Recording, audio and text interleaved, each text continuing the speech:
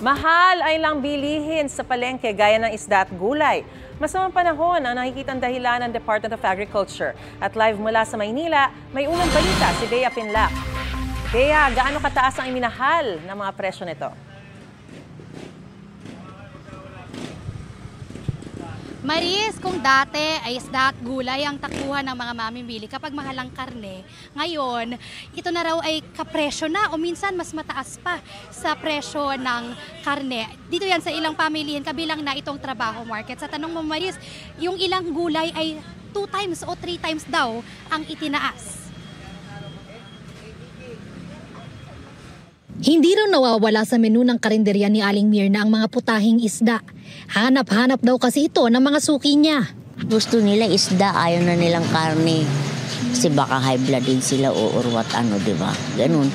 Tapos gusto nila yung may sabaw. Pero ang dati raw na tig 5 kilong bili niya ng bangus, ngayon 1 kilo na lang. Siyempre, kulang sa ano eh. Budget ko lang ang pera ko na ano.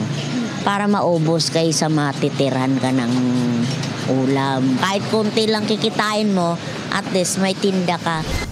Sa monitoring ng Department of Agriculture, tumaas ang presyo ng isda tulad ng galunggong at bangus na umaabot na ng 350 pesos per kilo ngayon. Sa trabaho market sa Maynila, ang kada kilo ng galunggong at bangus naglalaro sa 280 to 300 pesos. Daing ng ilang nagtitinda ng isda, tumaas ang puhunan nila pero humina ang kita. Halos lahat ng isda ngayon mahal dahil sa sunod-sunod na bagyong dumaan. Minsan walang dumarating sa fishport, halos walang mabili. Pahihirapan. Minsan nga mas gugustuhin na lang daw nila magbaka kaysa mag-isda sabi ng mga namimili. Pati gulay tulad ng red bell pepper, broccoli at patatas, tumaas din ang presyo.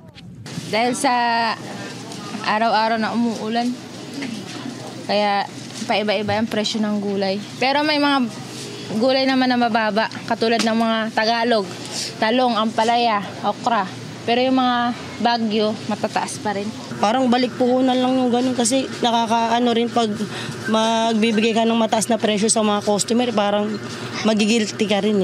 Ang kada kilo ng patatas sa trabaho market, 80 to 100 pesos mabibili ngayon. 200 hanggang 250 pesos sa broccoli at 300 hanggang 400 pesos naman sa red bell pepper. Halos magkasing presyo na ng ilang gulay ang karne, kaya pansin nila sa mga mamimili. Imbes na 1 kilo, mga kalahati na lang, 1/4. Ayon sa Department of Agriculture, ang masamang panahon ang nakikita nilang dahilan kung bakit tumataas ang presyo ng isda at gulay. Pag bagyo, titigil yung pangingisda. Sa gulay naman, mabilis naman na bahain. Maaari pa raw magtuloy-tuloy ang pagtaas ng presyo ng iba pang bilihin ngayong bare months.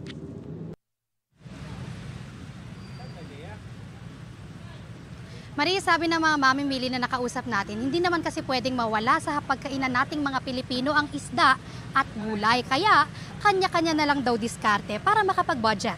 At yan ang unang balita mula rito sa Maynila. Bea Pinlac para sa GMA Integrated News. Gusto mo bang mauna sa mga balita? Mag-subscribe na sa GMA Integrated News sa YouTube at tumutok sa unang balita.